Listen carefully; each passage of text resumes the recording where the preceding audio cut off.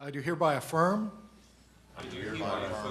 that I will tell the truth and nothing but the truth to this committee today. Thank you very much. Thank you. And welcome to our visitors and presenters this morning. I'm going to start at the right and have each member take 30 seconds just to introduce yourself. We have our counselor on the end who was an excellent expert witness yesterday. Would you got about 15 seconds, please. Open up with introductions. We have new people in the room. So, yes, identify us? Yes. Oh, yeah, my name's Dan Sheehan. I'm general counsel for the committee, and I've been involved in this for about 20 years, probably, in these kind of hearings, since representing Dr. John Mack in front of the Harvard Faculty Committee. And prior to that time, had participated, as I mentioned, in the preparation of a special report from the Congressional Research Service to President Carter on this issue back in 1977. Thank you very much, sir. Madam Congresswoman? Yes, I'm Congresswoman Darlene Hooley. Left Congress 4 years ago. Had a wonderful experience while I was there. It was an amazing thing to do.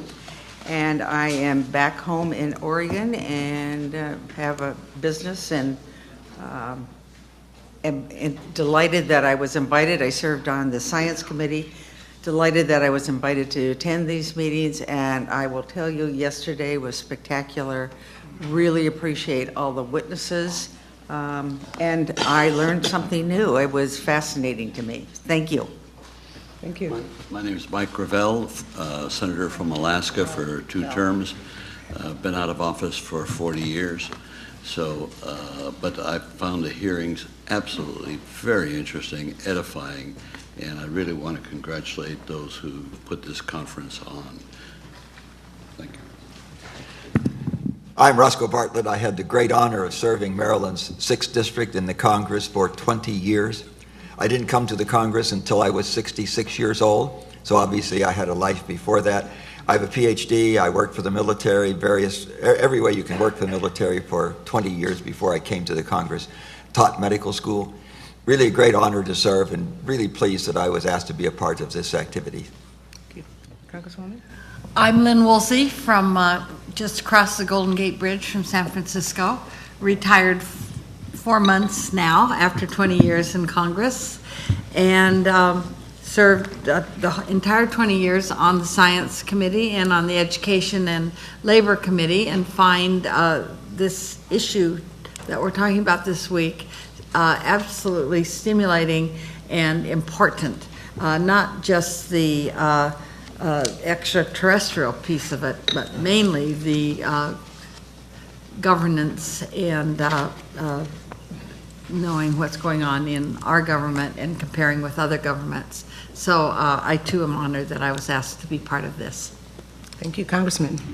I'm Merrill Cook. I had the great opportunity to serve the state of Utah as a congressman from the 2nd District, which is basically the Salt Lake City metropolitan area.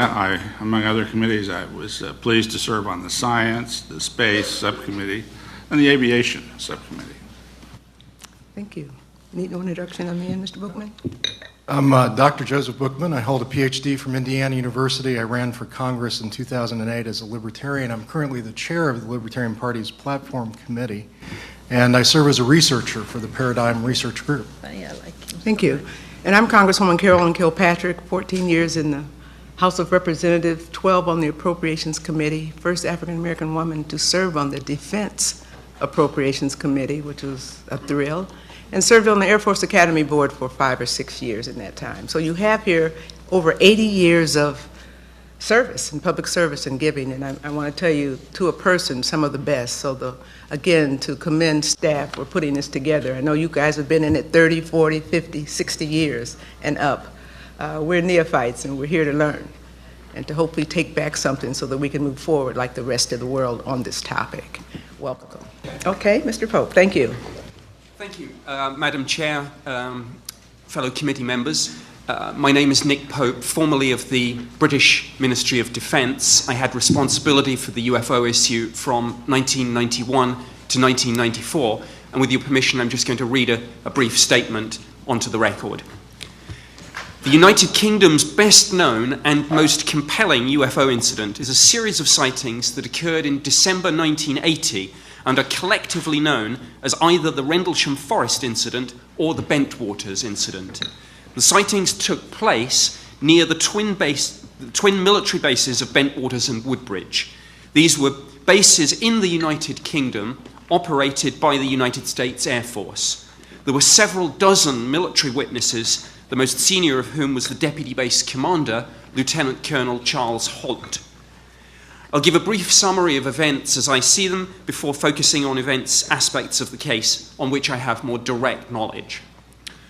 On December 26, 1980, two members of the United States Air Force, my colleagues John Burroughs and Jim Peniston here, who had been sent to investigate a suspected crashed civilian aircraft, encountered an unknown craft which had apparently landed in a small clearing. One of them got close enough to see strange hieroglyphic symbols on the side and indeed to touch it. The craft rose slowly above the trees and then accelerated away at great speed.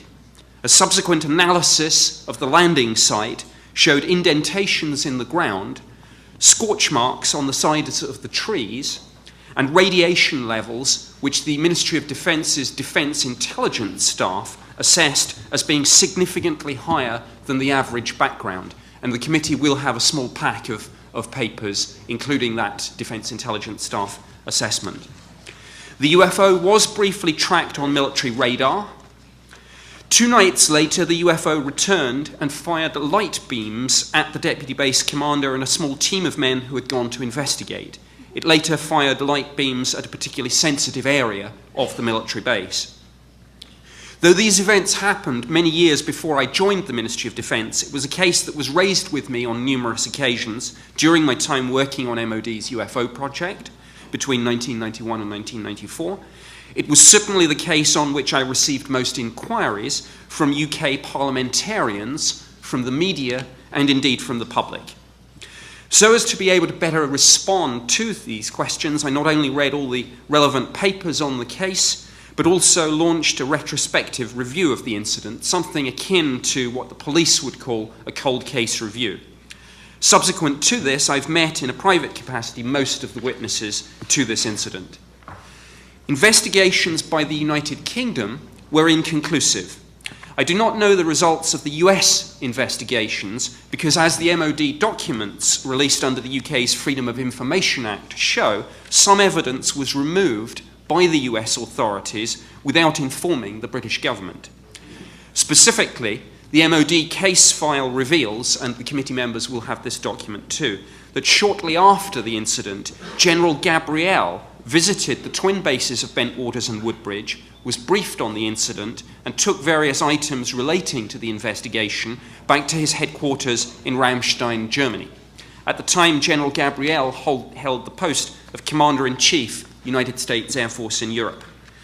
The MOD document concerned, though carefully worded, leaves little doubt that the UK authorities were less than pleased with evidence being removed in this way, with the MOD not being informed at the time, and not, so far as I'm aware, being briefed subsequently on the conclusions of whatever United States Air Force and or Department of Defense investigation followed General Gabriel's visit. My cold case review showed that General Gabriel's removal of the evidence was one of a number of factors that adversely affected the contemporaneous investigation. A combination of confusion over jurisdiction, i.e. between the UK and the US authorities, delay, and poor information sharing fatally undermined the original investigation. Part of the problem was that the US investigation was in of itself a direct contradiction of the US government's public line on UFOs, namely that the subject is of no official interest and that no official investigations took place after the termination of the USAF's investigative program, Project Bluebook, at the end of 1969. This clearly put senior United States Air Force officers in an extremely difficult position, and it was clear to me that the US authorities wished to hand the investigation off to the British, while the Ministry of Defense was equally keen to see the Americans take the lead. The confusion over precisely what happened at the time is compounded by the fact that some Ministry of Defense intelligence staff UFO files covering the time period of the Rendlesham Forest incident have been destroyed, seemingly without proper authorization. While I'm aware that this action has generated some conspiracy theories, I'm not aware of any evidence that suggests this was a deliberate attempt to hide information, though I know that some people dispute that point. While some internal Ministry of Defense emails expressed delight at the loss of these files, my assessment is that these were unfortunate remarks by comparatively junior staff and were motivated by nothing more sinister than the relief of not having to respond to further Freedom of Information Act requests for the documents. By the Ministry of Defence's own admission, there was no definitive explanation for the Rendlesham Forest incident, and the case remains unexplained to this day. However, when pressed to make a statement on the incident, MOD consistently said that the events were judged to be of no defence significance, quote unquote. A catch-all soundbite that the MOD consistently used with all UFO sightings, explained or unexplained. In this way, MOD could justify taking no further action, whatever the circumstances of a case. It's worth quoting, in conclusion, the assessment of Lord Hill Norton, retired five-star admiral who was former chief of the defence staff and former chairman of NATO's military committee. Commenting on MOD's no defence significance line on Rendlesham Forest, Lord Hill Norton said, "My position, both privately and publicly expressed over the last dozen years or more, is that there are only two possibilities. Either A, an intrusion into our airspace and a landing by unidentified craft took place at Rendlesham as described, or B, the deputy base commander of an operational nuclear-armed US Air Force base in England and a large number of his enlisted men were either hallucinating or lying." It's difficult to disagree with that assessment. In the course of my cold case review, I examined critically all the various theories that thought to explain the sightings in conventional terms as misidentification, hoax, or delusions. None of these theories fitted the facts. Most people, whatever their views on the UFO mystery, have probably heard of the alleged crash of a UFO at Roswell. Arguably, in the Rendlesham Forest incident, we have a UFO incident more recent, better documented, and better evidence than the Roswell incident. Thank you, Madam Chair. Thank you very much. I want to now yield to Patrick. I don't want to mispronounce your name, and I appreciate you having your testimony to us last night. Thank you, Mr. Frascogna. Please proceed. Madam Chair, my name is Patrick Frascogna. I'm legal counsel to James Penniston and John Burroughs, both of whom proudly and passionately served our country in the United States Air Force. Mr. Burroughs and Mr. Penniston are seated with me this morning, along with Nick Pope, formerly with the United Kingdom's Ministry of Defense. Mr. Pope has been a long-time advocate for full disclosure of the events for which we will discuss today. For me, it is indeed nothing short of an honor to be seated beside these gentlemen. 33 years ago, at the zenith of the Cold War in 1980, Staff Sergeant James Penniston and Airman First Class John Burroughs were assigned to the twin Royal Air Force bases of Bentwaters and Woodbridge near Suffolk, England. At that time, RAF Bentwaters and Woodbridge were leased by the United Kingdom to the U.S. Air Force. Together, the twin bases were home to the largest tactical fighter wing in existence anywhere in the world at that time. James Penniston held as U.S. as well as NATO security clearances and was responsible for the protection of sophisticated war-making assets, in addition to the personnel located at the bases. By December of 1980, he was the senior security officer in charge of base security at the twin base facility. After midnight on December 26, 1980, Airman Burroughs, along with Staff Sergeant Bud Steffens, were on patrol together when they noticed strange lights emanating from just outside the east gate of the Bentwaters base in the adjacent Rendlesham Forest. Mr. Burroughs had been stationed at the twin base facility for nearly 2 years and had never seen such an unusual phenomenon previously in the forest. Sergeant Steffens and Airman Burroughs telephoned Central Security Control, CSC, from the kiosk at the east gate to report the unidentified lights just beyond the base's perimeter. Shortly thereafter, Mr. Penniston was briefed by Staff Sergeant Steffens regarding the strange lights that they had seen. Mr. Peniston was further informed that the lights did not result from a crash, but had landed in the forest. This is a remark he discounted by Sergeant Steffens and proceeded to notify the base control center that there was instead a possible downed aircraft. Mr. Peniston also learned that an object had been seen on radar over Rendlesham Forest. Moreover, a call came over his radio that Eastern Radar had also confirmed an object that disappeared from their screens over the forest. The team Mr. Peniston assembled to investigate the lights in the forest consisted of himself, Airman Burrows, and Airman Ed Kabancic. As he and the rest of the team approached the forest, they experienced uncharacteristic problems with their radios.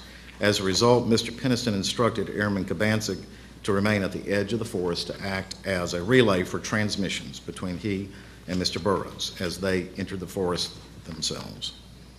As these two gentlemen proceeded into the forest, they were expecting to find a downed aircraft. Upon arriving at the suspected crash site, it immediately became apparent to both Peniston and Burrows that they were not looking at a crashed aerial vehicle, or for that matter, any kind of vehicle they had ever seen. Suddenly, a blinding flash of white light emanated from that craft, instinctively causing Mr. Peniston and Burrows to drop to the ground.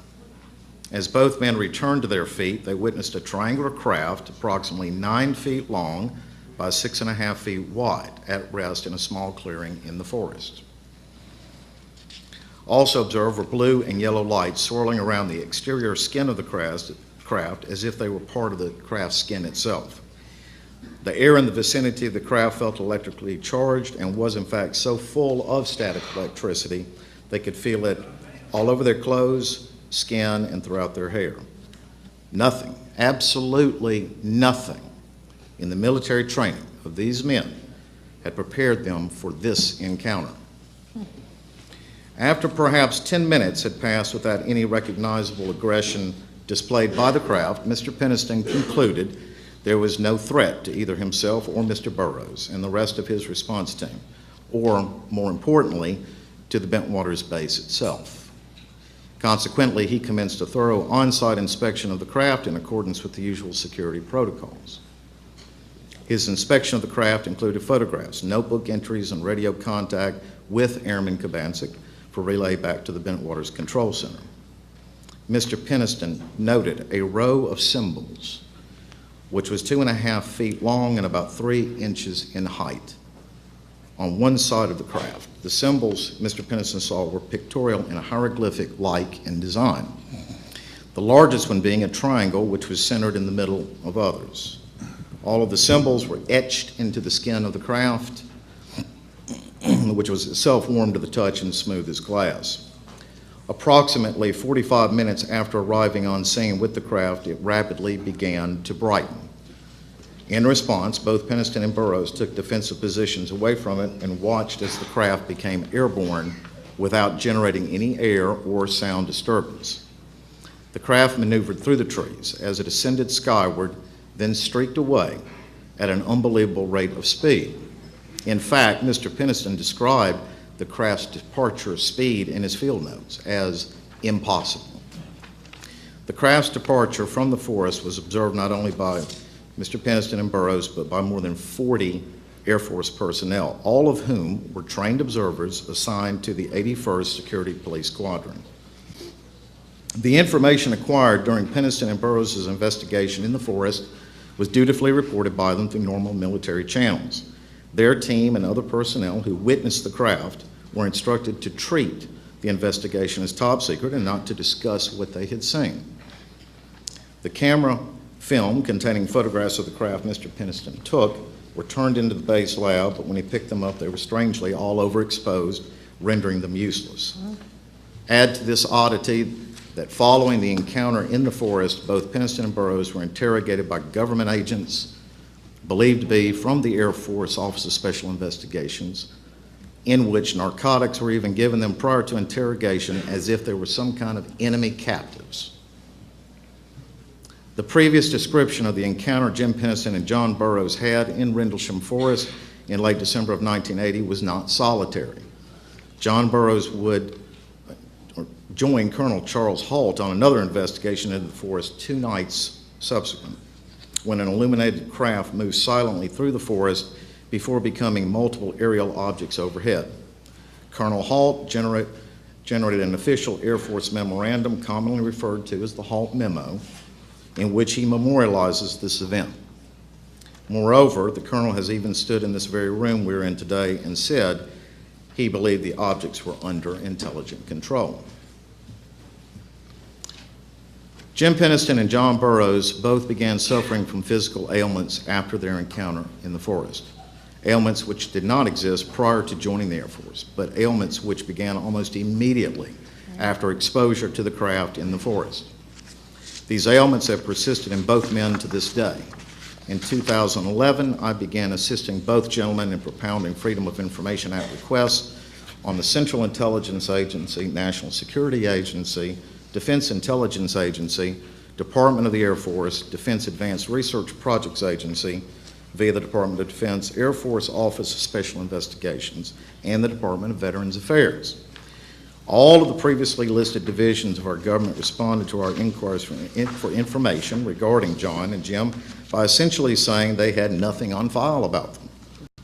The one exception is the CIA's response, which was the most frustrating of them all, by their stating that they could neither confirm nor deny the existence or non-existence of records responsive to our request. In other words, none of the governmental entities we contacted, those we just named, even the Air Force, seemed to know anything about a John Burroughs or a Jim Peniston, despite the fact that we're all fairly certain they served in the United States Air Force for many years. We have repeatedly sought to obtain the medical records of John's and Jim's through FOIA requests, but have yet to succeed. John's physicians in particular have requested his service medical records, especially those related to what it was he and Jim came into contact with in the forest. They have requested this information time and time again from John in order to provide the best chance to treat his medical problems, which have at times been life-threatening. We even enlisted the help of a former senator from John's home state of Arizona, but still did not get anything other than learning that the Veterans Administration has a classified records section. In closing, I want to say that in December of 1980, I was thousands of miles away from Rendlesham Forest studying in college. I was completely unaware of the incident. I was completely unaware of these gentlemen. It would not be but for another 28 years in 2008 that I would first encounter that incident and become aware of it.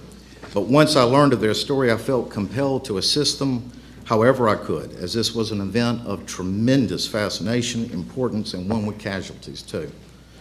It has been cowardly the way their requests for medical records and the like have been rejected using excuses like we have no records responsive to your request or the requested records are no longer under our purview.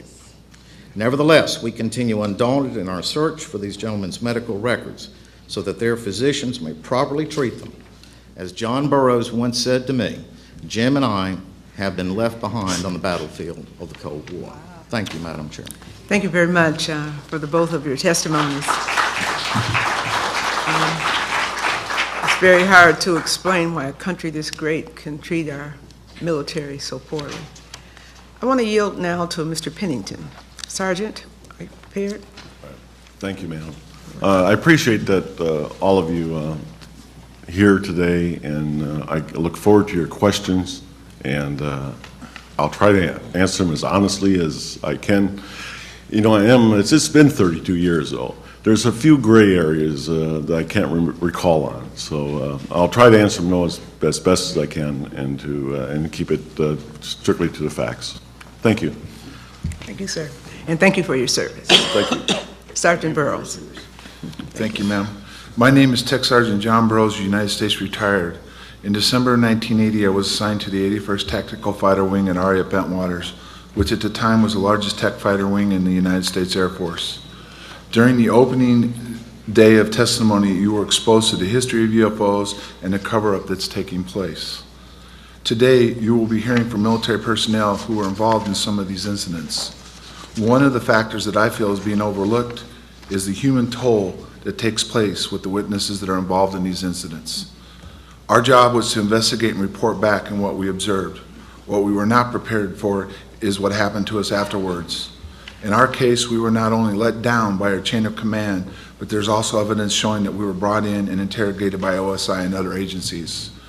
What you're about to hear is what happened to us in the forest, the investigation that took place afterwards, and the evidence showing our incident is still classified 32 years later. Thank you.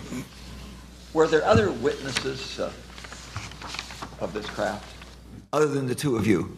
Yes, on the first night, there was a security flight that was working, and then also a law enforcement flight that was working, and that totaled somewhere between 40 and 60 people. It varied.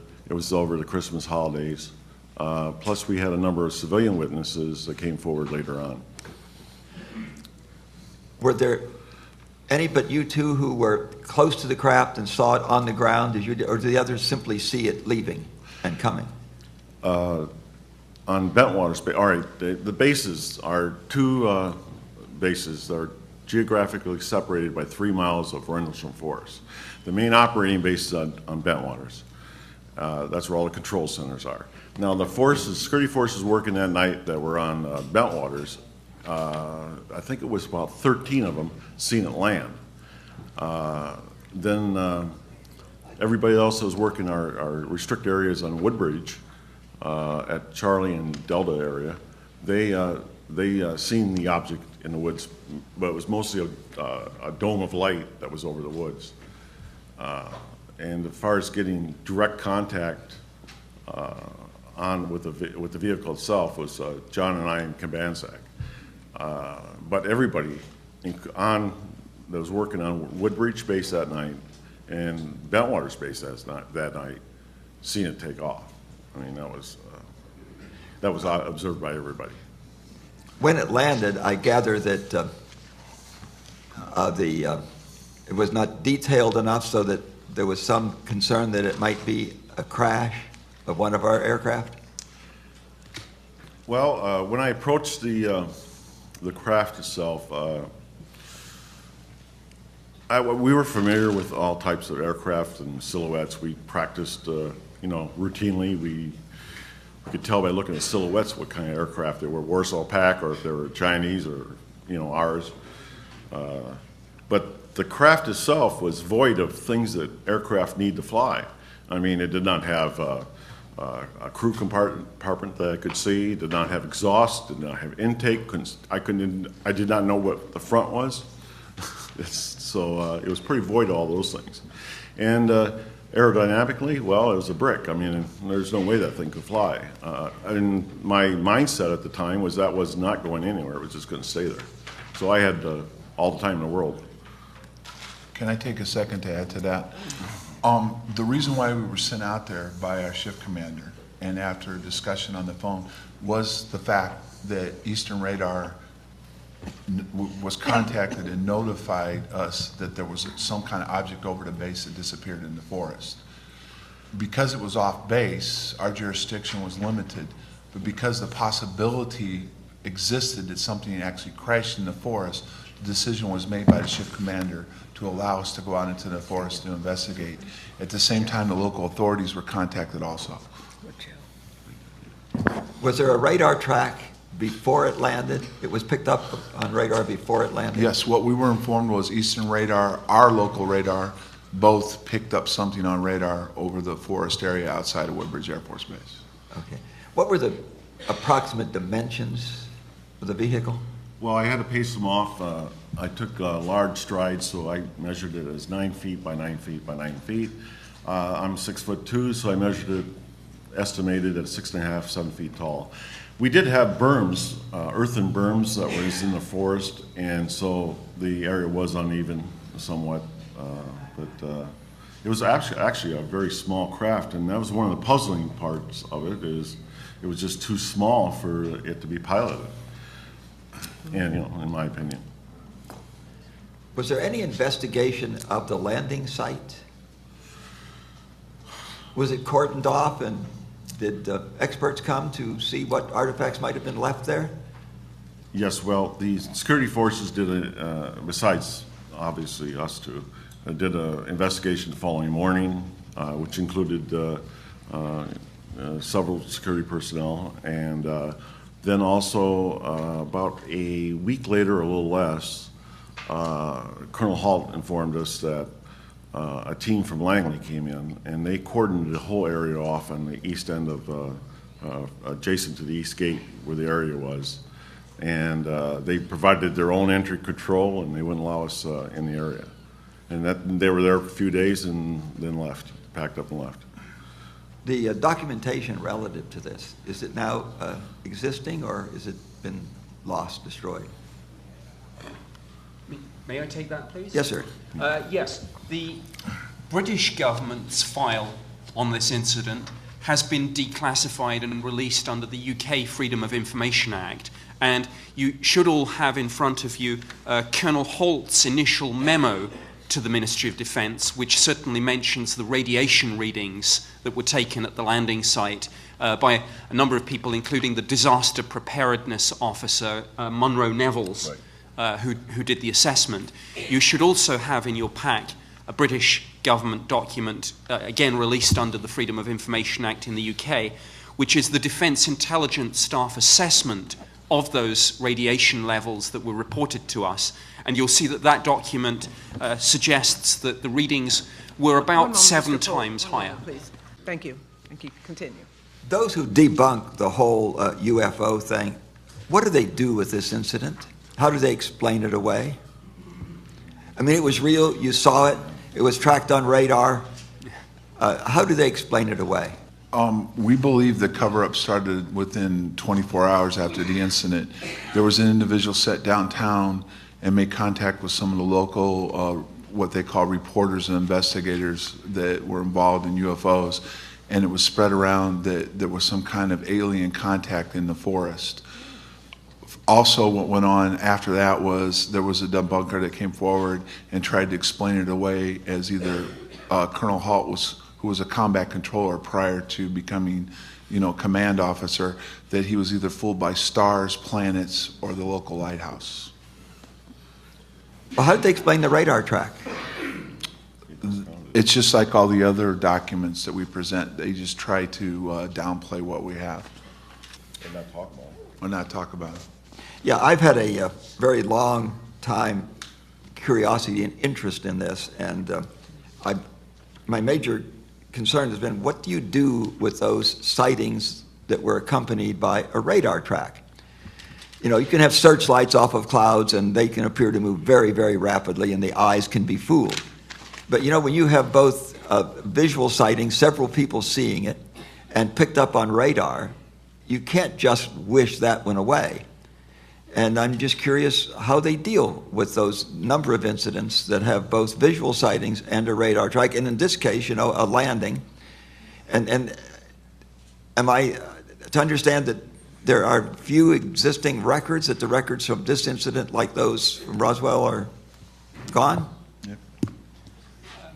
Some of the paperwork has survived, but to answer the specific question about how governments deal with UFOs that are simultaneously tracked on radar, in my experience at the Ministry of Defence, the issue is decoupled. In other words, the Ministry of Defence will then say, when responding to questions, radar is not an exact science, and anomalous returns can arise through faults or through meteorological effects. So the governments will typically downplay the radar in that way, and then, as I say, decouple it from the eyewitness testimony as if they were two separate issues.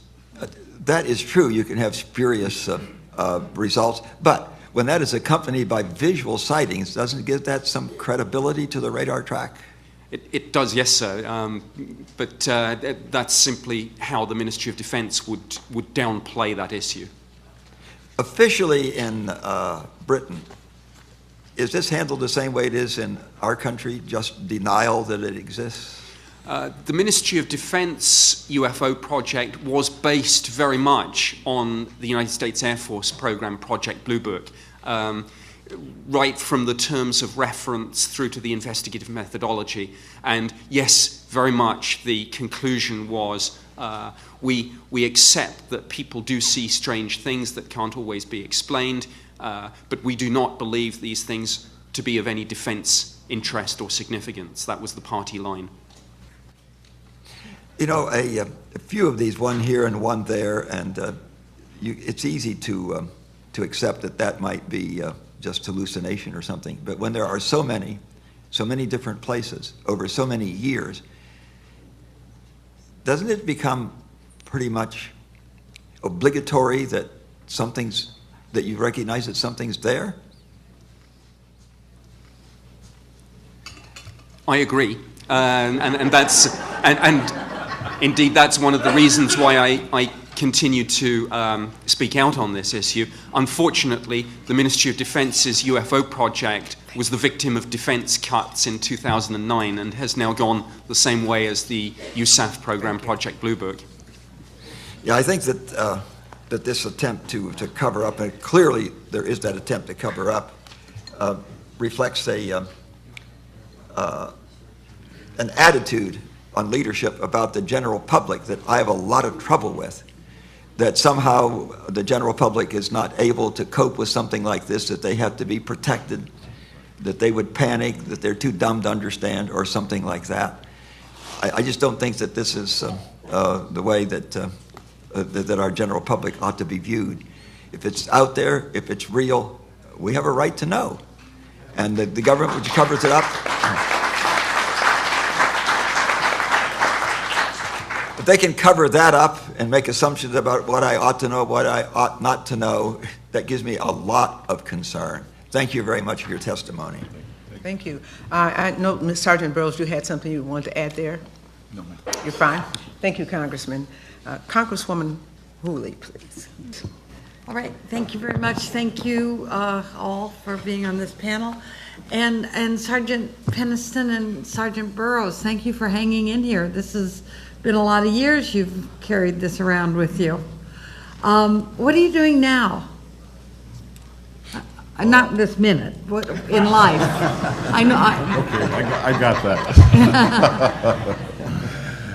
No, we're in the process of making this a historical document. We're writing a book, the three of us together, to put this out. And I recently, I was a human resource director for a county government for 20 years. Actually, I've been out of service, retired now for 20 years this year. So. And in your Sergeant Burroughs, what are you doing now? Yes, ma'am. I retired from the Air Force in 2006, and I took a couple civilian jobs and also was a basketball coach. But because of my current medical conditions, I'm basically limited in what I can do, and I'm trying to work on getting disability. So, your current medical situations, both of you. So, are you getting treated by the Veterans Administration for this, your illnesses? Barely. Okay, they have addressed a few issues, like with the inner ear problems of balance issues. See, one of the problems is initially we were supposed to treat it as top secret, and which we did. I followed orders. And then when I had to go to the base hospital because I was having problems walking. I mean, that was like within 3 weeks after the incident. So here I am with a dilemma. Do I violate orders and tell them, because they asked me, and he says, have you been exposed to radiation recently? So I followed orders and said no. I mean, it was obvious that was radioactive out there at night because it was so warm to touch. So you did touch it. That was going to be more. Yeah, that's probably the worst decision I made, I think, touching that. Yeah. I didn't, after the initial contact with it and the explosion of light, I didn't touch it again, though. I mean, I just walked around it and tried to write down as many notes as I could. Getting back to the medical issues, I got out in 1993, retired. In early 1994, I went to, I was just having a terrible time sleeping. I mean, I was getting maybe 2-3 hours a night of sleep, and so I decided, I went to my doctor, and she said, well, maybe I'll send you to a psychiatrist. It could be some PTSD. They didn't call it that then, but, and I said, okay, we'll try that. And this is a VA doctor? No, I had to pay for that myself. They wouldn't, the VA said I didn't have a medal for combat in England. So I know that makes no sense. I said I had an incident. I told them all about that. I had an incident. I said I can't, it was classified and I can't tell you what it is, but it's verifiable with the government. I said the Air Force. But anyway, they wouldn't, I went to my own doctor, my own MD, and she referred me to I told her I wanted a reasonable price psychiatrist. I mean, that's impossible. I want you to know that. There's no reasonable pricing on that. So I go there, and after a couple of visits, she says, you know what I'd like to do? Because I think she was thinking like, oh, maybe you're abused when you were a child or something like that. I don't know. Who knows? And she said, I'd like to do some hypnosis with you and congressional hypnosis, and we'll try it out. She says, I'm going to tape it because that's what I use for notes. So I said, okay. And she says, you'll remember nothing. I'll make sure that you don't remember anything from it. And she said, we'll get you sleeping all night. I said, great. And then I come out of the hypnosis. It was like 2 hours. And she's like, she looked like, I don't know, her mouth is down at the bottom of the table. Mm-hmm. And she says, tell me about RAF Woodbridge. And I said, wow. I said, I think it's classified. I don't know. And they said, and I remembered when I got out, that was a specific question I asked about it being classified. And they come back with some weird answer. The Pentagon, the Information Office said that nothing classified happened at Bentwater, so therefore nothing is classified for you to worry about, which is so ridiculous of an answer from the Pentagon. I mean, what they should have said is the incident is classified, and then that means I can't talk about it. But that wouldn't mean you couldn't be treated, because you could talk in generalities. Yes, I've been exposed to radiation. So, I did have another question. Did you want me to answer? Yeah, I want you, yes, please, Mr. Burrows. For me, shortly after the incident happened, I started not feeling well. At one point, my gums turned white. A couple, 3 months later, while home on leave, I became very ill and went into the emergency room. Okay, the doctor there listened to my chest and came back and says, well, what does the Air Force say about heart murmurs? And I looked at him and I says, I don't have a heart murmur. I just shortly joined the Air Force, and my physical said I had a clean bill of health. And one of the other interesting things to note about a heart murmur is you're not allowed to enter the United States Air Force if you have a heart murmur. It's against regulations. So at that point, I wasn't sure how or why I got it. And the other question was, later on when I had vision problems, was from the doctor down at Wilford Hall, was, have you ever been exposed to radiation? Again, I did not relate back at that point to the time in the fields at Rendlesham Forest. 3 years ago, I got really sick one day. I went into the urgent care thinking I had bronchitis. They put me on an EKG machine and they rushed me to the hospital. I was an AFib, congestive heart failure. At that point, they did a bunch of tests in the hospital. They shocked my heart back into regular rhythm, but none of the tests were conclusive on why I would have AFib or congestive heart failure. I was released, followed up with my civilian doctor, and eventually the insurance company blocked any more tests because there was nothing showing why I could have any of those incidents. I was a non-smoker as far as cigarettes. I didn't drink alcohol. Everything was clear in my arteries and everything else, and my doctor was perplexed. My heart did rebound, and I went back to a normal life. 8 months later, I walked into the emergency room, and my heart fracture rate was down to 10%. I was the walking dead. They transferred me immediately down to a heart hospital in Phoenix, Arizona. So you're not being treated by the VA? No, This is I'll all get to that private. in a minute. I'll get to that, how this is all about. Because of all this, Mr. Friscona started inquiring with the government, the VA and everybody else about, because my doctors were requesting my medical records from the military, about my records. Senator Kyle, who I sent a letter to in December or January of 2010, took my case. He started looking into it. Okay?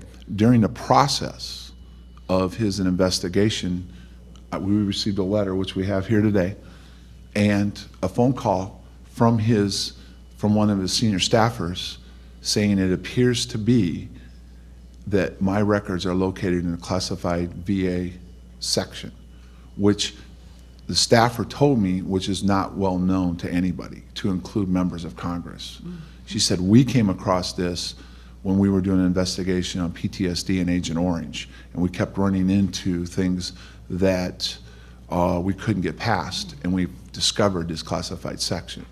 Okay, my initial request for my VA records were denied. The VA said that because I have not filed for disability, they would not even release my medical records, which belong to me. They would not release my records to my doctor so I could receive treatment because I had not filed for disability and allowed the VA to review it. Senator Kyle had me go in, file a disability claim, and bring him that claim. This was in June of 2010. In November of 2010, after not hearing from him, we sent him a letter. His response back to us was, I was unable to obtain your records. My suggestion is, because I'm retiring, is to try to contact Senator McCain and see what he can do for you. Now, I've gone almost a year without getting any reaction or any kind of care from the Veterans Administration because my records are classified. Finally, after a few months, Senator McCain was able to move up my claim, and I was seen by the VA in Prescott, Arizona. When I met with the doctor who's reviewing my case, we started discussing my case. She looks at me and she says, because I keep referring back to 79, 80, and 81, she looks at me directly in the face and says, sir, I have no DD Form 214 for you from 1979 to 82. It does not show you being in the United States Air Force. And subsequently, I have no records, medical records of you during that time frame. I looked at her and I said, oh, what a surprise. That means they're classified. She looked back at me in shock and said, there's some things we don't have a need to know. There's people above us that handle this. Thank you. What I was going to say that, and I would like to ask Mr. Pope a question, but what I was going to say was, have you gone through your congressional offices? Because I know in my district, we would have turned that into a major case and demanded, you can't tell them what the outcome has to be, but you can demand information all the way down to why, What was interesting about both and asking for a waiver. Right. What was very interesting about Senator Kyle and Senator McCain is they would not comment on anything other than they would attempt to get the VA to treat us. That was it. Right, but McCain got you that far. Well, I'm currently now, I was, yes, interviewed by the VA. Okay, and Mr. Pennis? I'm not having too good of success with Senator Kirk. Well, push. I mean, you really have to, because I yield the Congresswoman an additional 2 minutes. Oh, thank you. Because they are your advocates. It's our responsibility to be the interference between and the conduit between our constituents and federal agencies. And the idea that you were in the Air Force and they say you weren't, I mean, this is not okay. And your members of Congress and senators have to go front for you on this. We're doing this alone. I know, but we're not getting the help that we need with it. When Pat, our attorney, we're retired Air Force. There's no doubt about that. But he tried to get my records, and the only records they're going to provide him is from the time I got out. Yeah, I know it, but what I'm hearing is that with Burroughs and probably yourself, Jim, that they are denying you were even in the Air Force Yes, the ma'am. first, when you were in, I mean, that is, come on, that's criminal. Right. This is the United States of America. So something has to be fixed with that. I have to ask Nick Pope a question, okay? And I want to know why, when the incident happened in Great Britain, and it wasn't even on the American base, why did the Americans become the lead in the investigation? This was in Great Britain. My assessment of that is that because the incident was regarded as a security incident, the Americans did have the jurisdiction to go off base. It's the umbrella piece of legislation, as I understand it, is the NATO Status of Forces Agreement, and jurisdiction can actually be concurrent in a security situation. The US do have the authority to go outside the wire, but the UK have jurisdiction too. But the US took primacy because it was a security event. Okay, thank you. Let me just make a statement here. I've been advised by our Congressional Research Service gentleman on the end there that because you were so obedient and had such short opening statements, we do have a little leeway time here. So I'm going to yield the Congresswoman 2 more minutes for the attorney here. Thank you. Mr. Fresco. Yes, ma'am. I just wanted to add that I'm not helping these gentlemen for my career's sake. Okay, No. I'm doing it because they're worthy of an effort being put forth on their behalf. And as I had said in the opening statement, their case is so compelling. There's just no way I could leave it without trying to do something for it. I wanted to say, though, I worked for a member of the California delegation in the 1980s, a legislative assistant there too. And one of my issue areas was Bureau of Land Management. The oddest thing we came across in that office at the time were nude sunbathers in the deserts of California that I would have to deal with. Shame, shame. Well, it goes to the next point I'm going to make, which all I would do is call the liaison with BLM and have them send a car out there and move them on. But it's interesting to watch the reaction whenever I approach, particularly or in this case with Senator Kyle's office. Everybody gets to a point, for lack of a better word, weird at some point when you bring up the Rendlesham case. Everybody gets weird at some point. And although I understand the senator was retiring, he had had almost a year, or rather some LA on in his office did. If that had been me, Congressman Thomas would have fired me if after a year I had not resolved a constituent's problem. So nothing against Senator Kyle or his staff, but it goes to show how there is a wall at some point you reach in this case. And thus we're at the point that we are. And Well, searching for I'm answers. hoping that others of my colleagues up here are going to continue this conversation because they've told me I've outworn my welcome for a moment. So Very thank you good, very good much. line of questioning. Thank you, Congresswoman. Senator Gravel. Yeah, I'll continue to pursue that line of question. I get my health services from the VA, so I have some hands-on experience with them.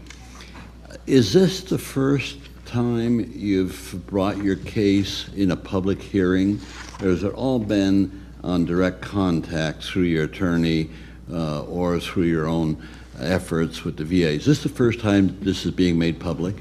Yes, sir. What we were trying to do is work within the system, which has failed us so far, and trying to get some kind of, care and results on what's going on. And like Mr. Frescone said, every time we reach a certain point, we get stonewalled.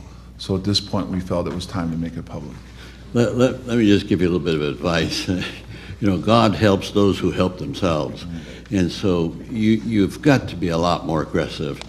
When the political system that you interfaced with, not even got to the VA yet, was not responsive with any immediacy, and this is what Carolyn, Congresswoman, was referring to, is that it's a given on our side in our activities that when you have a case that just cries out for attention, you just put the muscle on it and you make sure that there's an intelligent response. And so I'm somewhat horrified to just hear your story because we're dealing with bureaucracies, and bureaucracies are human beings, and some human beings are responsive and some are not. And you clearly have run into a series of bad luck of those who aren't responsive. The classification problem stymies me, that they would classify your records or not acknowledge that you had served. You have a discharge document, right? Okay, so that proves that you were somewhere for some period of time. And so I just really want to say that get back on this. There'll be some attention as a product of this hearing, but I think that you want to get back to your congressional persons and really be aggressive. This is just unfair. This is just gross incompetence and negligence on the part of the government, and you're the victims of this. And my wife and I, whenever I go to a doctor or when I bring my wife along, you need an advocacy. You need somebody to stick on top of the issues, and not just because you're somewhat of in a bad situation when you're in front of a doctor. You're just giving them the information. Well, sometimes they're competent, sometimes they don't care. I had a doctor in the VA, and she told me I really wasn't ill, and I was wasting her time. There's more important people to see that are ill. Well, I made a complaint right to the top at that VA hospital, and I want a new doctor, period. And the new doctor I got was a sympathetic, caring person, and helped me a great deal. So you've got to take that responsibility on yourselves. And that's the best advice I can give you is be aggressive. Don't put up with this crap from a bureaucracy that's unresponsive. And whether it's a congressional area that's unresponsive or the VA that's unresponsive, here again, squeaky wheel gets the grease. And so you've just got to do that, and you got to take somebody with you to act as an advocate during examination, because you can't remember everything that they're saying to you. Let me ask, can you share with us a little bit more, first Jim, yourself, the physical problem that you're experiencing? Well, like I said earlier, it started out with the inner ear problem. Eventually, which affects your balance and right. But if you're have that condition long enough, you end up compensating quite a bit. You can do those things. They eventually did say it was Meniere's disease on separation when they did do that, and I can get treated for that, which I do get medicine for that. But approximately 2 years after the incident, I got violently sick, and I got put in the hospital. Apparently I had my heart infection, and it was heart-related, and I've never had anything like that before. And I almost died. It was a touch-and-go situation, and I pulled through it, and I like to have those records. Why would that happen? And everything they come up with, they always ask. Were these records VA now or private records? Well, these are U.S. Air Force. Okay. When I was in. When you were in service. Sure, they're active duty. Yes. Did they in your VA records right now? Is it on a computer? In other words, are you in the system at this point? Yes, I'm in the system for the Meniere's part. The other stuff they won't treat. But everything should be in the computer. In other words, it's a history. That, and the Congress has appropriated a lot of money to get this done. Well, if the gentleman will yield to me 1 minute. I sure will. It's my understanding that they started from a certain point and went forward. They have these guys' records in a box somewhere, or in a file cabinet or something. And they intend to bring it all up to date, but I would guess that they're not for back then, when they don't even acknowledge they were in the Air Force, that it's in the computer. How old are you? I'm 58. Okay, so I'm old enough that I bounce one from the other. If I'm not happy, I'll go to Medicare or VA, preferably VA. And your age? 52, sir. Okay, you both got a little bit of time to wait. But in your case, there's no record at all of you in the VA system? Okay, two things happened with Senator Kyle. Number one, when he initially requested my records, they didn't exist. They weren't where they were supposed to be. And after a second letter was sent, and it was interesting the way the St. Louis treated him. They told him they'd try to look into it for him. They said, we'll try to locate his records, but they're not where they belong. Eventually, they were able to get part of my personnel records released, okay? And then from the personnel records, my DD Form 214 is missing from 79 to 82. When I went in and saw the doctor, she was the one that brought up to me that there was no medical records in her file that she had received for me from 79 to 82. And she looked at me funny and said, there's no record of you being in the Air Force from 79 to 82. And I pulled out a piece of paper that I brought with me showing where I came in the Air Force enlisted in 1979. And I also showed her the physical showing that I came in with no heart problems, and my exit physical with heart problems. And that changed her attitude towards me at that point. And again, like I said, she looked at me and said, there's some things that we don't have need to know. And I said to her, I says, well, how are you going to do a fair evaluation on my case? Because you're the one that's going to recommend whether I receive disability and what kind of treatment I get. Am I correct? And she said, yes, sir. And she says, well, sir, what I can tell you is there might be somebody above me that'll have to look into this incident at this point. Well, yeah, that's sort of passive. I hate to admit this as a former senator, but my experience generally has been that you get better casework from the House member than you do from the senator. This is true. And I hate to admit that, but that's a fact. Can I bring up a point? I didn't, because I didn't want to insult you. Sir, can I bring up a point, though? The reason why we contacted Senator Kyle was his vast experience in helping veterans. He had a vast staff in Phoenix. Then we did our research that their job, and were very successful at helping veterans solve their cases. Well, but were they successful helping you? No, sir, they weren't. And she was very frustrated. That's my case right there. Right. She was very frustrated with me. When I met face to face with her, she told me, you're probably never going to know what happened to you, but hopefully we can at least get you some care. That's what the aide told me. They've got to learn what happened to you, because you can't go to a doctor and have a mystery or have a void, because they can't practice medicine that way. I'm fascinated by one thing. I'd like to move away from the VA. And again, it's your responsibility to be aggressive and not take no for an answer. You've served, you paid your dues, and you're entitled to be taken care of by the country that you've served. So if you're not getting satisfaction here, go there, but be aggressive.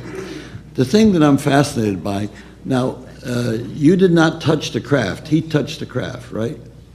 No, sir, I did not touch the craft. Okay, now, I want you to walk us through. You're walking up to it, and you touch it. What do you do? Touch it, do you grab it? Tell us about that. Okay. Well, after the explosion of light, and we did hit the ground, I mean, I thought it was going to explode. But That's good training. Yeah. I mean, it was reaction. So there was no noise, so I got up and composed myself just a little bit, and I said, well, I gotta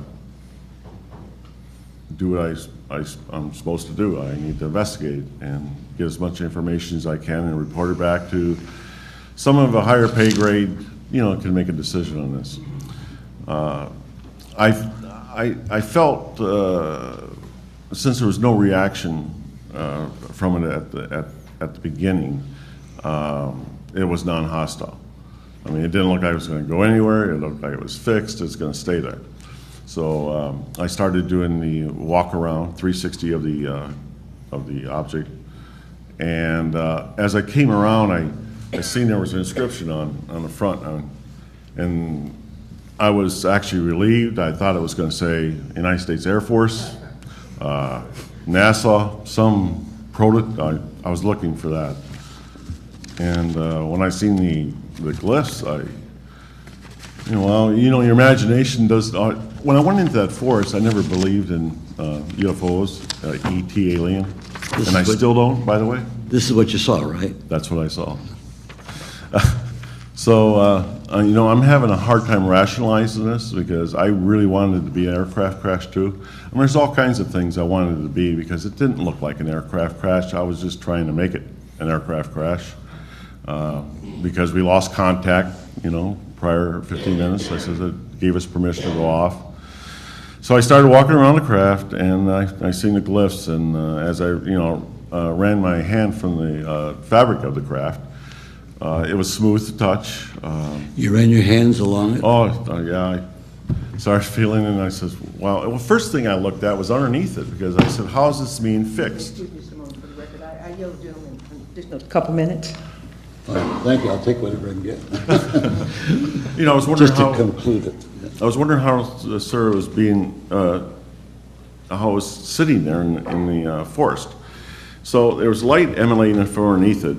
So as I looked down, there was no landing gear, but it was up off the ground, maybe 2 feet. So here I am, pushing the craft.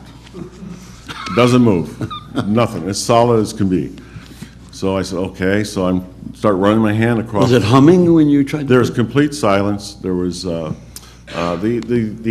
air temperature at that time was about 32 degrees. When I touched the craft, it felt like metal, smooth metal, and I would say, and this is an estimate, guess. Did you have gloves on, or was it your own skin? No, it was my own skin. Anyway, I figured the temperature of it might have been 45, 50 degrees. Unbeknownst to me, it probably was radioactive, and that's probably why it was warm. I didn't realize that at the time, but and then as I walked around it, I knew it was nothing that we had, and it surely wasn't nothing the Russians had. And no, it was beyond our technology. Thank you very much. All I want to do is leave 2 words with you. Question authority. Just don't take. Thank you. Question authority. In the sergeant's defense, in the military, you just do what you're told and you do your job. So, yeah, I mean, all you all know that. So, and you're a senator. So that makes a difference. You get a little bit more out of that. But Well, no, your point. Till I know, we do have to do I just that, bring it on particularly in later, today's but- world, for sure. But I walk in and I get good care as a human being. They don't know that. Oh, no, I don't believe that. Yeah, okay. Excuse me, Congresswoman Hooley. Thank you, Madam Chair. Thank you for taking your time to testify. I found it fascinating. When this aircraft landed, how long did it take for the public to find out that this object, this aircraft, this thing had landed?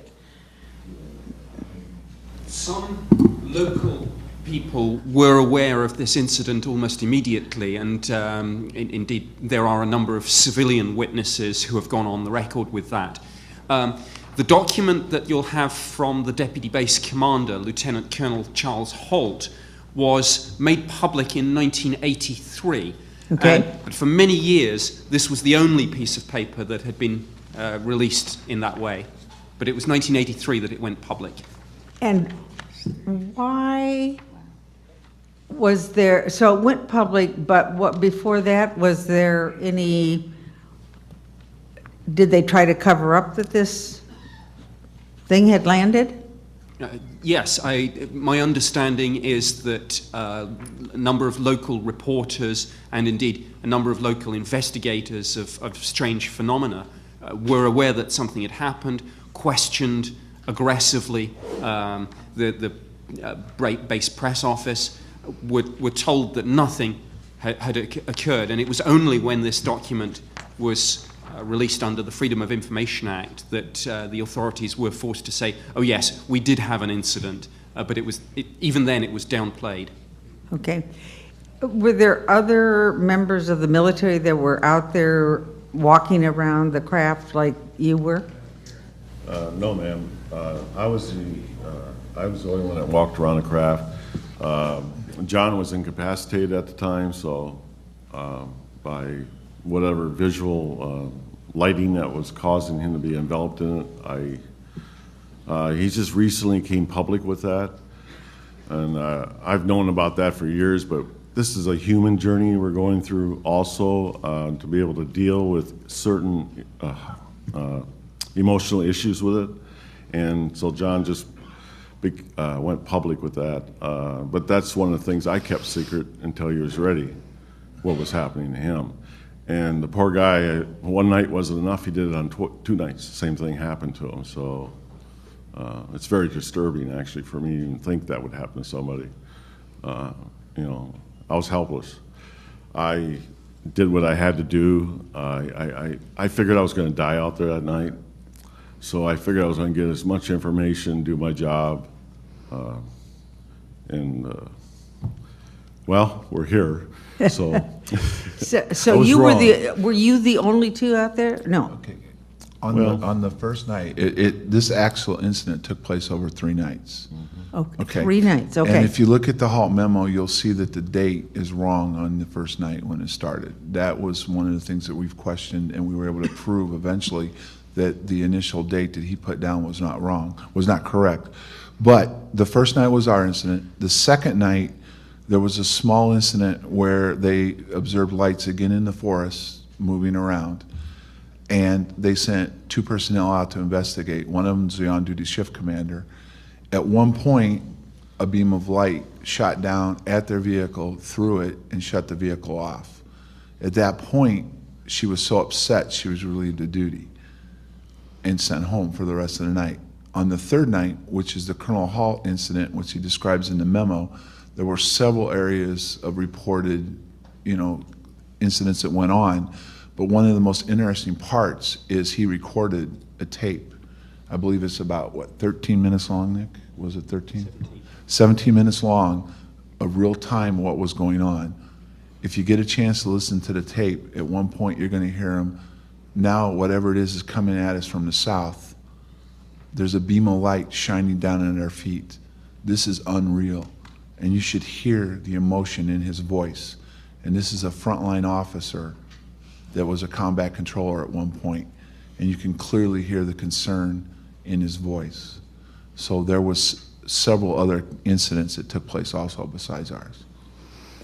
So how many people actually saw this? Did anybody, I would think you were in a base or near a base, right?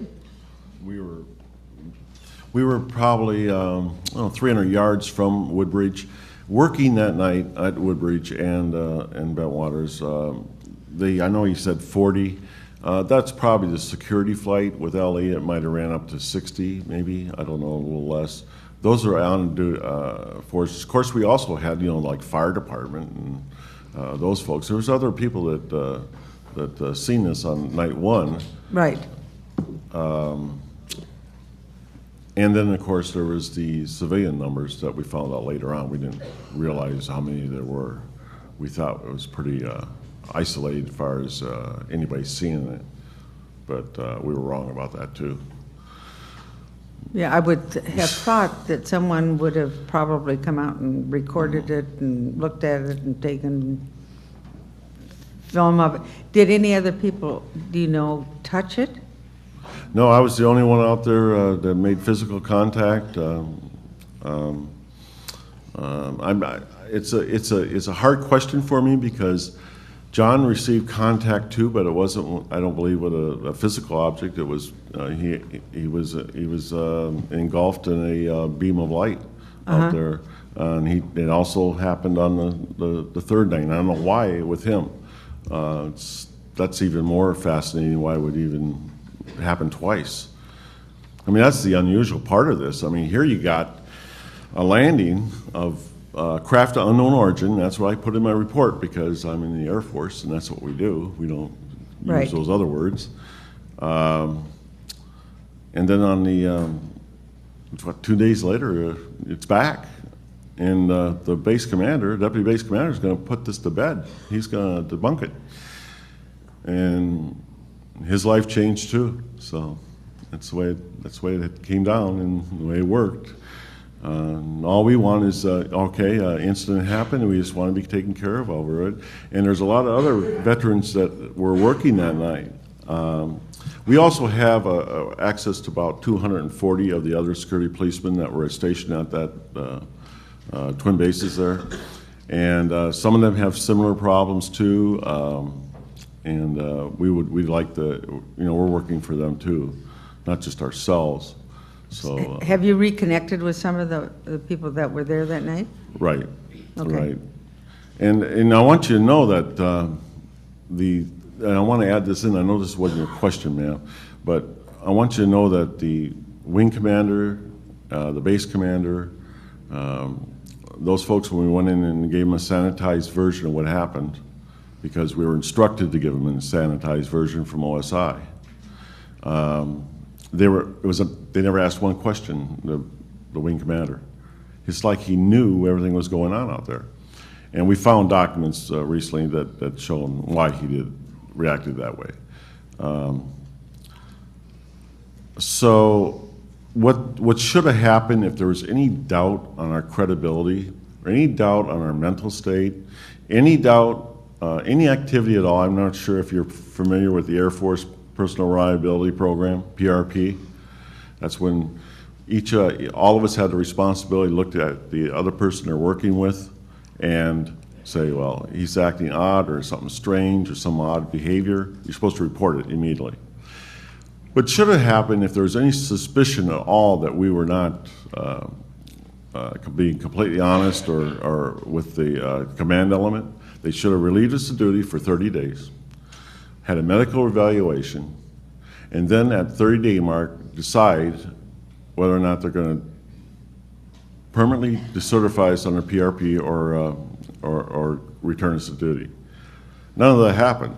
It's because we went out and reported what we seen, they believed everything we said, and then to reinforce it, 3 nights later, Colonel Halt and his team go out, and when Colonel Halt called us in the office a few days later, like 5 days later, after the first night, I was so happy to hear him say that he had an experience out there and he was backing up what I was saying from the first night. I said, oh, good, it's off my shoulders. I got a Right. soon to be full colonel, taking responsibility, saying, okay, I'll take the fight from this point on.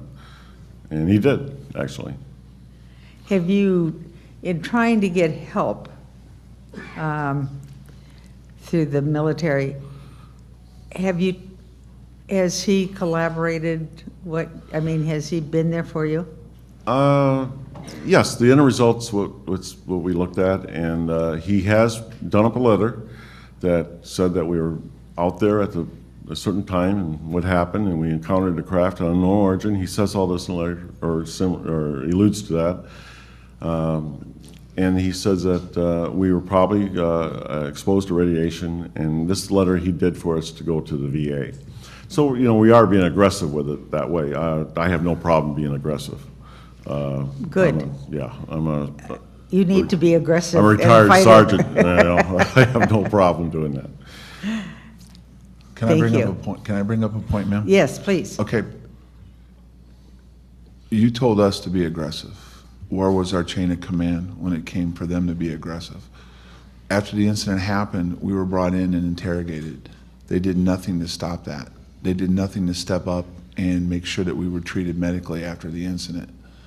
Okay, the chain of command is clearly partly, or at least partly, being prohibited in what they need to do because this incident has been classified.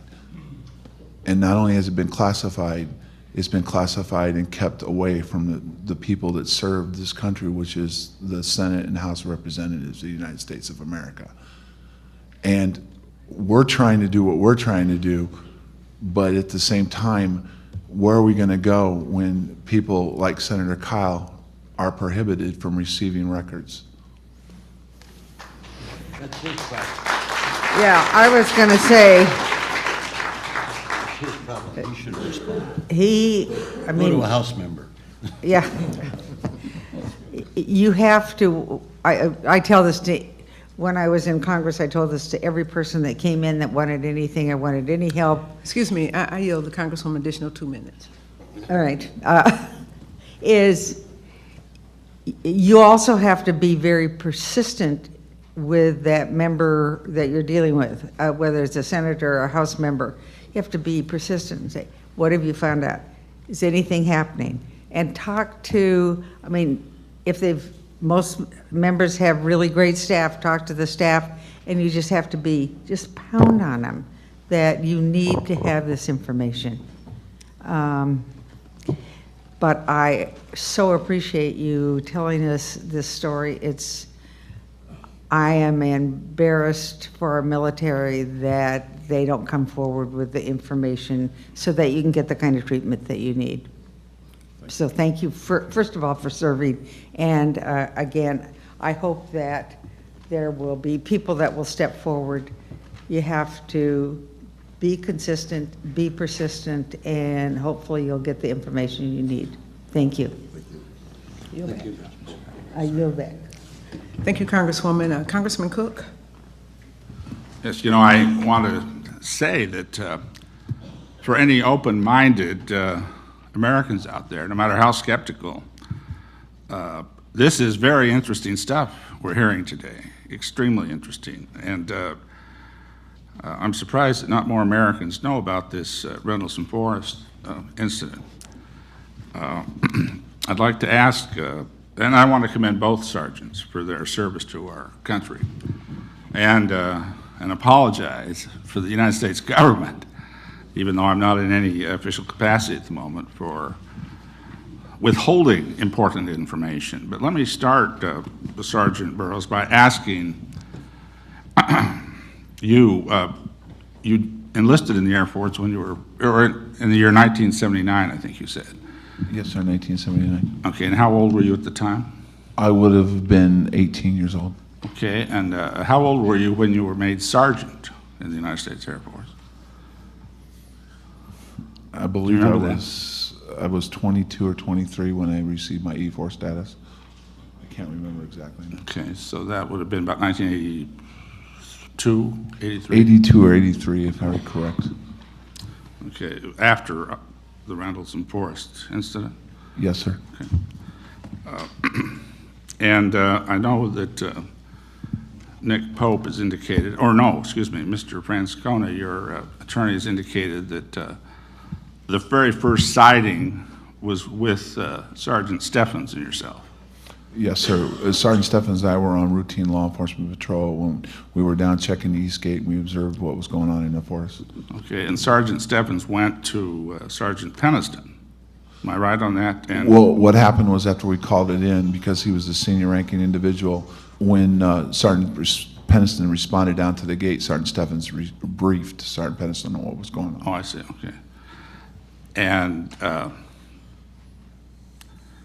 And you went back, after Sergeant Peniston wanted to investigate after what he had heard, you accompanied him. Yes, a decision was made by the on-duty shift commander after consultation with the squadron commander that we would go out and investigate, and Sergeant Peniston formed a team. And what happened to Sergeant Steffens that night?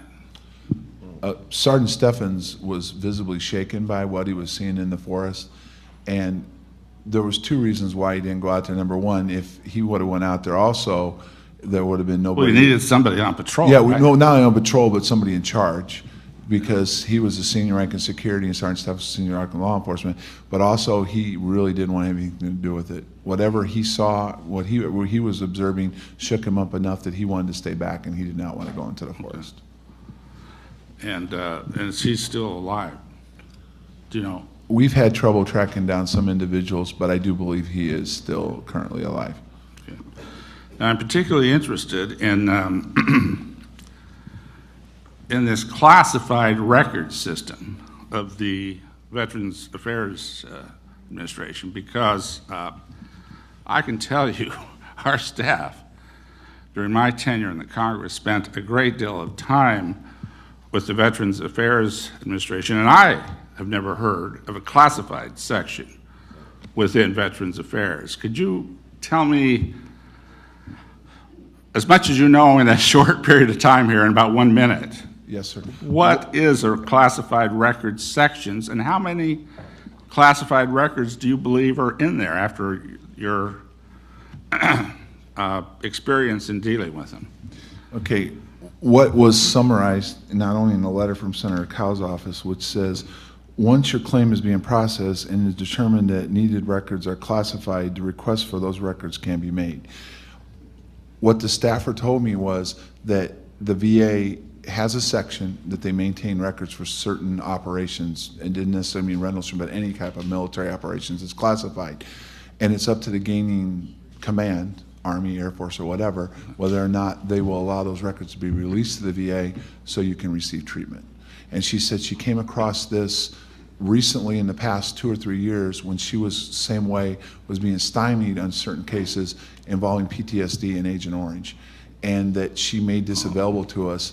And not only that, but the VA volunteered it again to her, saying that they would not even let her know if my records were classified or not until I filed a disability claim. Yeah, and in this question, I'm no way excusing a classified records section, especially with regards to medical records. I can't understand that when, as you say very correctly, Sergeant Burroughs, you are the owner of those medical records under the law of the United States.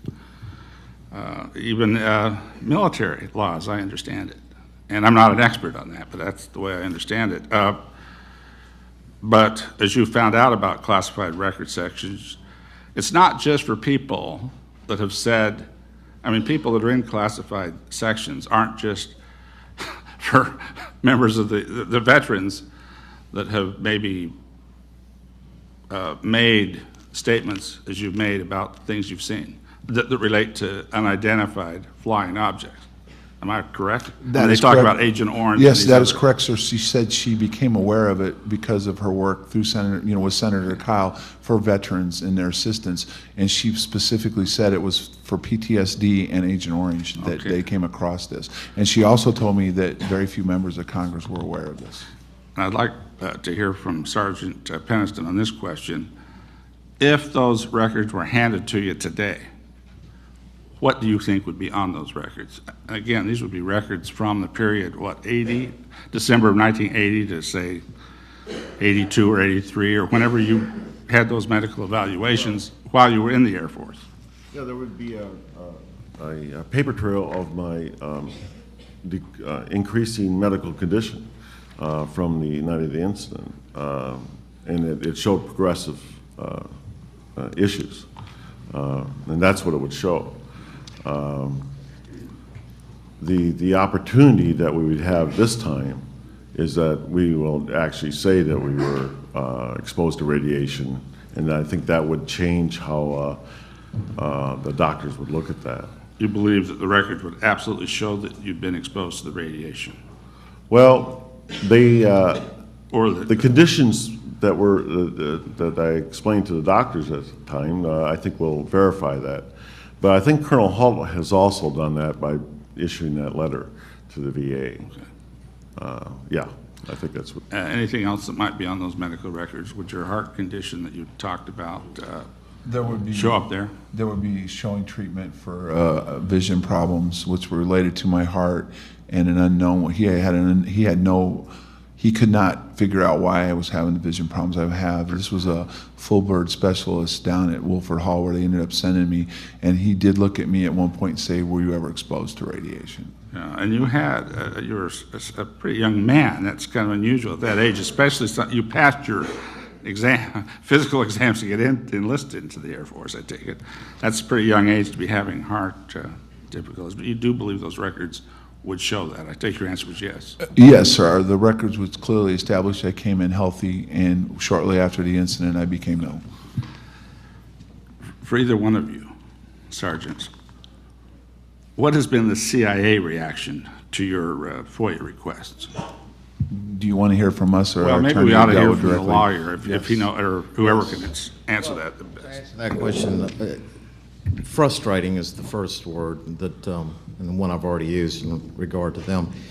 But what was their reaction? I understand yours. Theirs was the typical, what they term the Glomar, from the Glomar Challenger incident, response, which is they can neither confirm nor deny whether they know anything, basically. And is that do they know something, the CIA? I mean, Well, they won't confirm or deny yeah, that. but I mean, I'm talking about and I'm not talking about the incident. I'm talking about the medical records here. Oh, well, no, the request propounded to them included medical records, or any and all records, I really should say. So they don't tell you what they do or don't have in regards to anything. But, and whether they actually have something or not, who knows? I mean, but I have to believe, based also on the boots that were on the ground, that there were the people there. Okay, now, After the incident. do either of the sergeants have any other feeling about the CIA? And this? Not about the CIA, but the State Department we can bring up. I'd love to hear what you think about the State Department's reaction. Again, not to the sightings or anything, but to the medical records. Okay. When the State Department was given a FOIA request, they admitted to having records on file.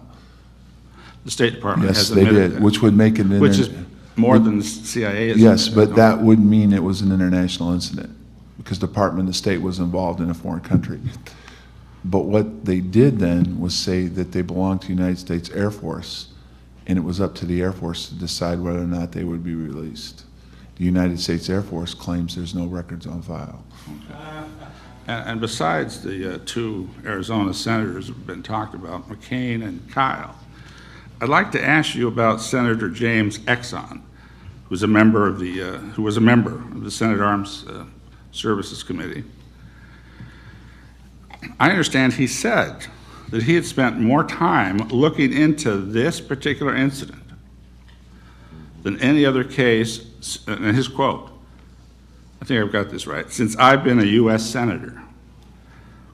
While he said that additional information like a 7 interagency memorandum is on file, he says that he feels there's been no cover-up. Now, why did he say that? In your opinions, or the opinion of the attorney, or anybody else? Well, in my opinion, the Air Force, after the incident broke, the memo was released, they contacted us and wanted us to have brief contact with the press, admitting what happened. There was something that happened out there, but they didn't want us to go into detail. And with the MOD saying no defense significance and the Air Force saying there's no cover-up, what they're basically saying is an incident took place, and we're not lying that it took place. But what we're not available and willing to do is go into what's been classified and what the final outcome was. Well, I'd have to say that if they admit that an incident's taken place without identifying what Excuse that me, incident is. Congressman. I'm just, let me yield you additional 2 minutes on the record, please. Oh, I appreciate that, Chair. It seems to me, and I think, and I hope I'm a fair-minded person, but I'd like to say any other fair-minded person, that if they've admitted that an incident has taken place, we don't have to get them to admit maybe your interpretation of what you saw, or they don't have to admit what you saw. But they sure have to admit that there's no reason to hold your medical records. And this is very disturbing to me, because what could possibly be a reason to withhold from the person whose medical record it is a medical record if they've confirmed the incident, which they have? That's why I'm not necessarily agreeing with Senator Exxon here and saying, I don't see how this can be unless a cover-up has taken place. And I don't mean to be throwing uninformed statements out here, but you cannot admit that there was an incident. I would just like to clarify this point once more, because I want to be careful the way I'm saying it. And then insist on classifying a medical record related to that incident. And it doesn't matter what the incident absolutely is or was, and we don't even have to talk about whether it was a UFO, whether it was, as you say, Sergeant Peniston, you're not totally a believer in ET, but you believe that you saw definitely an unidentified maneuvering object. Well, that is solid evidence then. And I'm not saying exactly what you saw is right now, but I'm saying that is evidence that's indisputed as far as being a cover-up. Excuse me. Thank you. Yield back, Congressman. Thank you. I have a request from one of our members who would like a second shot at this, and we'd like to give him the time allotted. Congressman? Thank you very much. I have some question about the radiation. I understand that the next day or so they went in and found radiation. If you irradiate food to preserve it, if you then take the food away from the radiation source, there is no radiation coming from the food. If there was radiation found at that site the next day or so, something was left there from which the radiation was coming. Radiation is like light beams. It's gone when you pull the source away. The radiation is gone. What was left there? Nick, go ahead. Yes, the Colonel Holt investigated the landing site from the first night, shortly before he had his own encounter. And the disaster preparedness officer, Sergeant Munro Nevels, noticed that not only were there indentations in the ground where this thing had apparently landed, 3 indentations forming essentially a triangular shape, but the inside, this was in a clearing, the insides of the trees seemed to him to have been scorched and burned somewhat. And again, the document, the February 23rd Ministry of Defense document that you have is from the scientific and technical intelligence part of the Defense Intelligence Staff.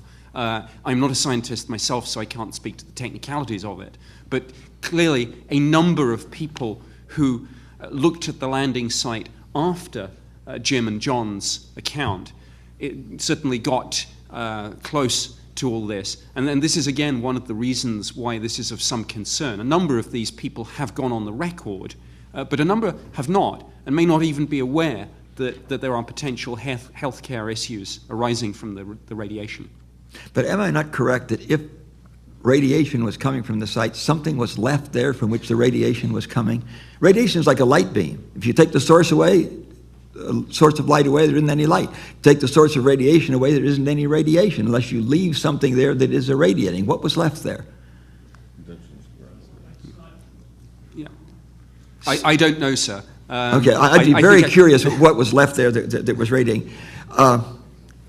You said that the trees were scorched, but when it took off, there was no heat. There was no backwash.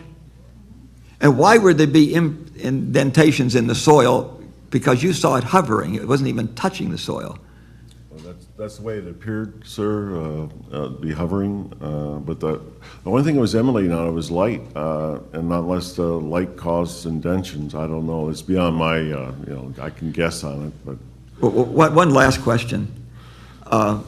Sometimes we have things so difficult to deal with that we don't deal with them. They're locked away in our mind, and they're accessible only through hypnosis. Mm-hmm. You said that when you came out of the hypnotic state, that the hypnotist seemed somewhat distressed, whatever word. Yeah, that's yes, she was. She was Did distressed. she write a report that is available? What did you tell her under hypnosis that made her respond that way? Well, I went into the incident. The problem that she was having, and what created a second hypnosis, was when I got to the landing site, I would jump to OSI. I'd be in the OSI room. And she says, she's read about this, she says, but I'm not sure. And she says, what I'm thinking it is, she says, I think your memory's been blocked. And she says, now, why would they do that? And I says, I don't know. Both of you fell down when there was a light from this. Does it understand that? Yes, sir. Okay. Yes, sir, Do you have any idea how long you were on the ground before you got up? Seconds. But that's what when I go under anesthetic, 5 hours, and it doesn't seem like any time has elapsed. How do you know it was seconds? Well, there is a time distortion. I mean, that you can get with adrenaline and things like that. It can, more time can go by than actually that you realize. I understand that. The craft was on the ground 45 minutes. I mean, it's not like it was. The reason we know exactly the minutes on that, by the way, is after we got back in, our watches were all 45 minutes off. Your watches were 45 minutes off, so maybe you were unconscious for 45 minutes. I wasn't unconscious. I mean, But, sir, if you become unconscious and become conscious again, you may have no sense of that. I can put a hood over your head, and you will breathe nitrogen, and you will become unconscious, and if I then give you oxygen, you will be conscious, and you will have no knowledge that you were unconscious.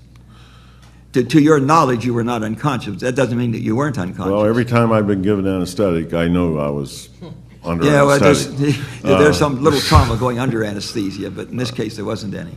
One interesting note was the shift commander confirmed they lost radio contact with us for over 45 minutes. Correct. Okay, but I'm very curious what that 45 minutes was. Maybe you were unconscious for 45 minutes. I have no idea. It's possible.